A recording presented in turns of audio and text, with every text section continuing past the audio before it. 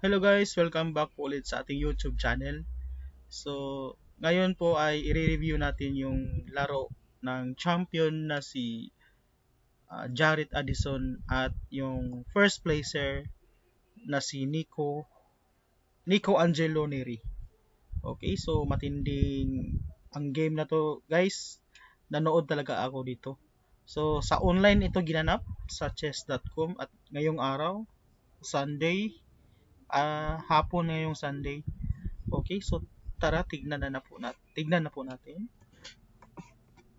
Okay. Okay, ang ginamit po na opening ni Nico ay yung E4 opening and E5. E4 E5.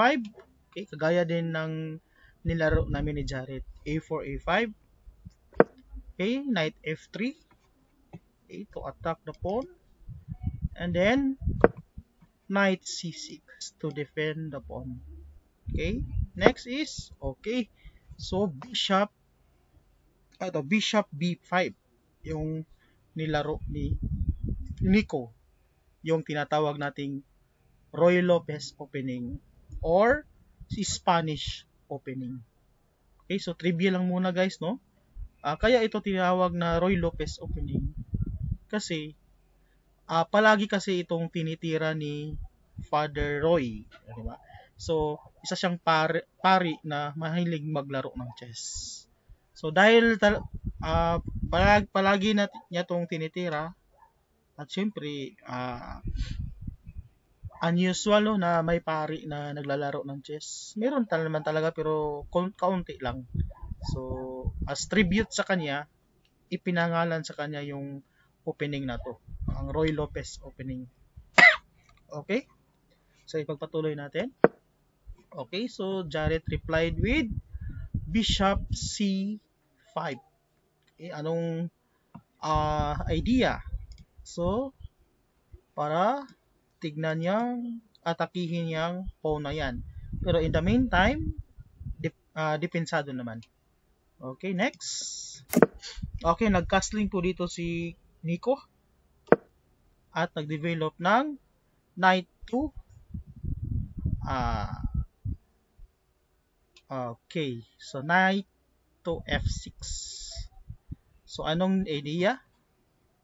Para atakihin yung E4 pawn na yan.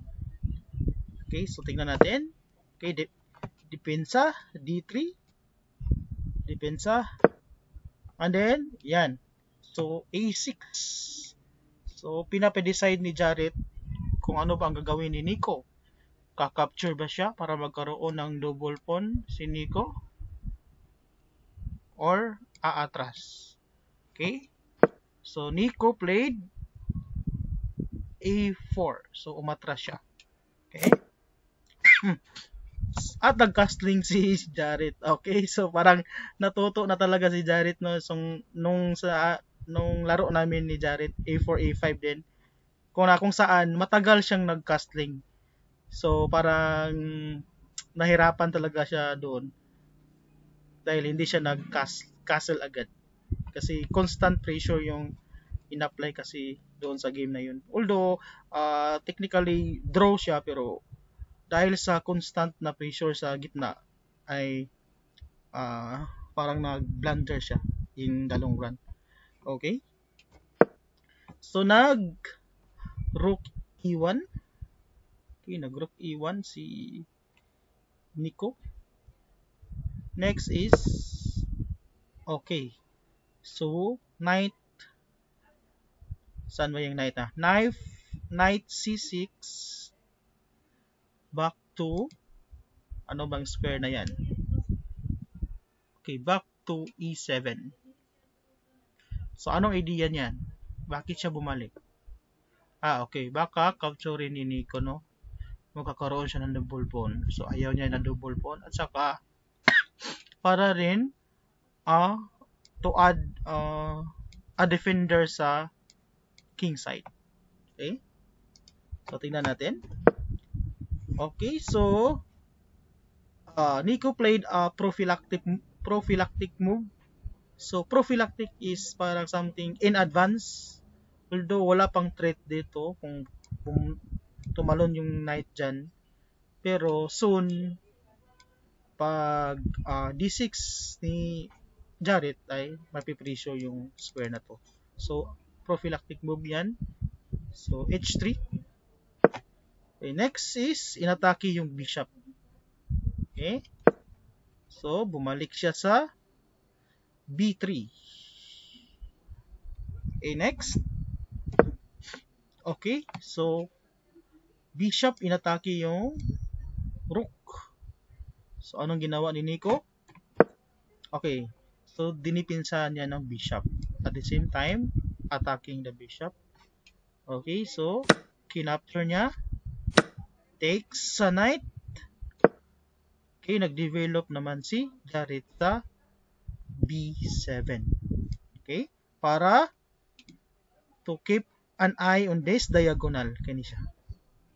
Okay, so soon pag ma-exchange na yung mga pieces, soon baka maging threat yan. Okay, next is, okay, Nico played, okay, knight to G5. Okay, so ano bang idea niyan? Okay, para i-pressure tong F7 na pawn. Anyway, defended naman siya. Okay, so check natin yung anong na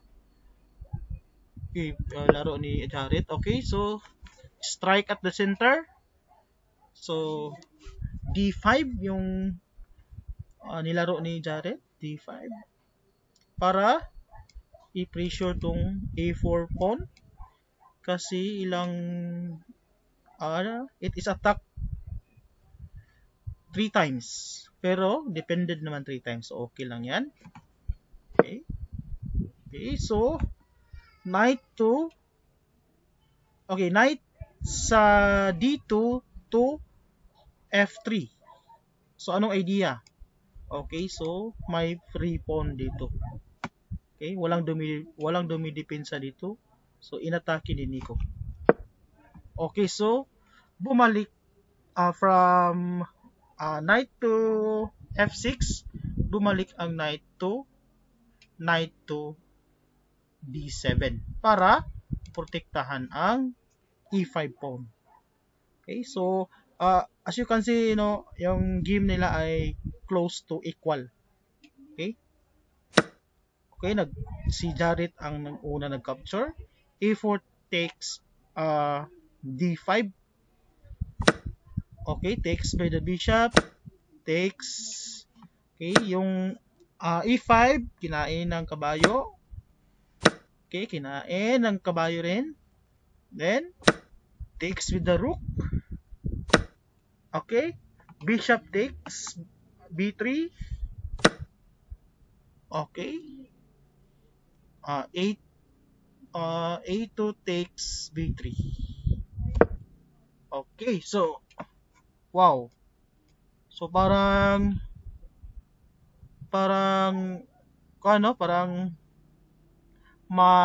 one piece up one piece down si Nico nito, pero may counter yan. Tingnan natin. Yan. Okay, so threat yung rook ni Nico, pero threat naman yung queen ni Jareth. Okay, so multiple threats. Okay, wow. Okay, so niligtas na yung queen, at the same time attacking the rook. Okay, so anong ginawa? Wow. So hindi niya pinansin. Hindi pinansin ni Nico. Bakit? Kasi may mate dito sa G7. So checkmate in one move. Kaya hinayaan niya lang. Okay, so this is an great move great move. Tignan natin kung anong ginawa ni Jareth. Okay, so syempre threat So dinipensahan niya ng G6. Okay? So, niligtas na yung rook niya. Okay? So, nilagay niya sa E2. So, bakit hindi niya nilagay dito? So, nilagay niya sa E2 para makapag-battery siya. Okay? So, good move. Next. Okay? So, rook to E1. Okay? Rook to E1. Anong idea? So, pwede niyang ilipat niyang i-reposition yung knight para magkaroon ng attack sa knight na to. Although, it is depended twice. Okay? So, anong ginawa ni Nico? O, yun na nga, nag-battery siya. So, grabe ang pressure dito, guys. So, pag gumalaw tong knight na to, mape-pressure yung knight na nasa E7. Okay? So, tignan natin kung anong nangyari. Okay, so, yun na nga. Niligtas niya yung kabayo ni Jared. Okay? Para walang pressure dito sa E7. So, anong idea nito? Mayroong mang inaatake. Okay, wala naman. Walang natamaan. Next. Okay, so, bumalik yung kabayo ni Nico to F4. So, nagkaroon ng discover na atake. So, si Jared yung unang atake. Tignan natin kung i-capture ba niya. Oh, wait lang. Okay, kinapture niya nga. Yan. So, takes. Okay, wow. So, ang move ni Jared ay knight to D4. So, anong idea? That is to attack the rook. Okay? Anyway, pwede naman niyang i-move yan. Tingnan natin kung ano ginawa ni Nico. Yun na nga. So, binalik niya sa rook to E1. Next. Okay, so okay. So, tingnan natin. Double pala yun, guys, no? Attacking the rook and the C2 pawn. So, sana pala dito niya nilagay, no? Dito, kung dito niya nilagay, okay, so sana nadipinsahan pa sana. Okay, so E1 yung pinili ni Nico. Okay, so na-capture, then threat pa din sa rook sa E1. So na parang naisahan si Nico doon. Okay, so counter attack si Nico. So rook to E6. So atake sa queen. Okay, next. Wow. So ito yung kagandahan, guys, no? The best defense is to counter attack. So inatake yung queen ni Jared. Inatake niya. Pero in return, counter attack si Jared. Inatake niya rin ang queen ni Nico. Okay, so parang pangmalakasan na talaga yung laro nila, guys, kasi sila yung nag-champion at nag-first placer eh. Kaya malakas ang tira na talaga ang nakikita natin.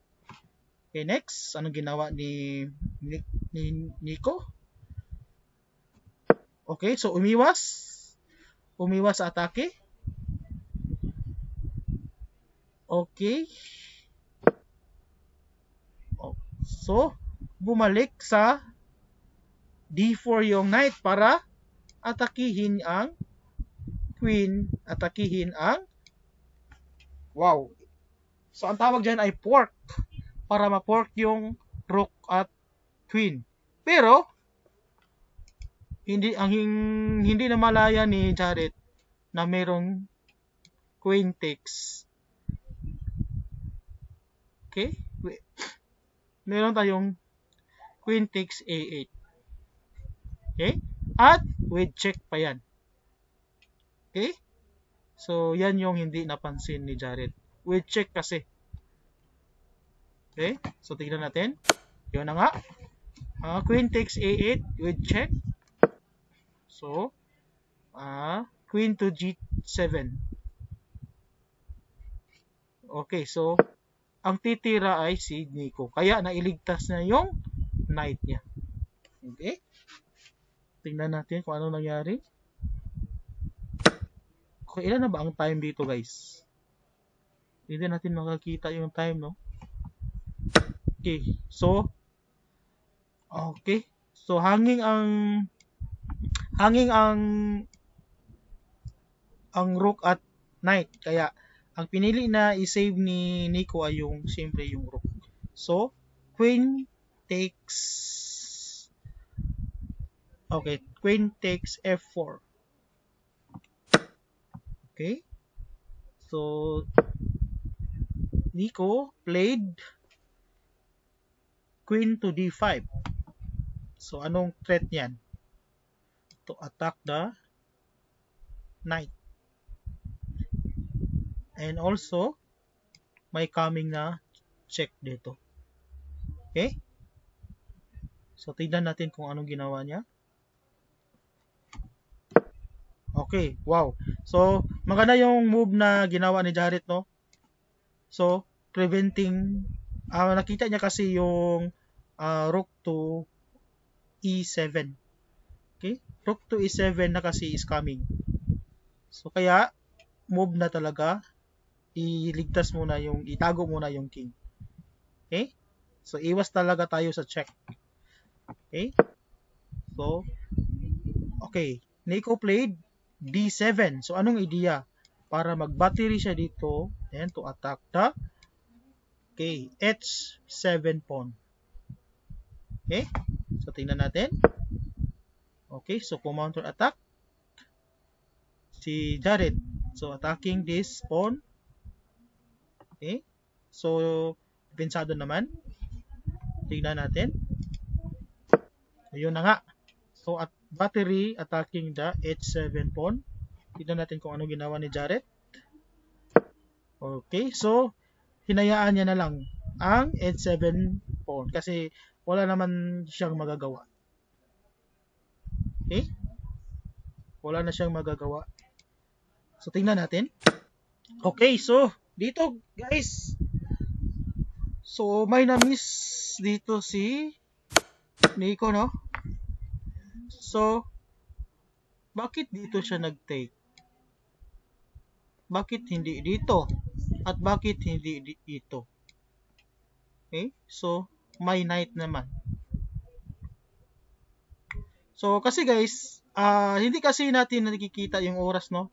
Pero, tumingin ako dito sa laro nila eh. Time pressure kasi si Nico dito. So, ahead of time si Jarrett. So, parang na pressure on time si Nico. Kaya hindi niya nakita yung queen takes d4. Okay? So, hindi niya nakita yan.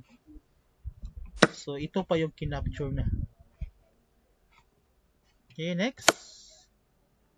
Okay, yun na nga.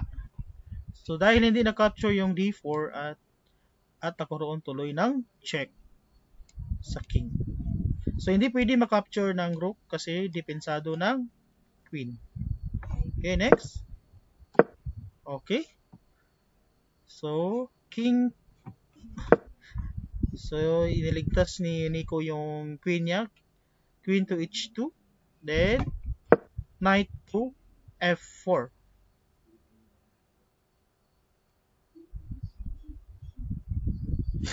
Okay. Knight to f4. So, anong threat yan? Ito. Okay, hindi naman. Depensado ng king. So, nilagay niya lang yung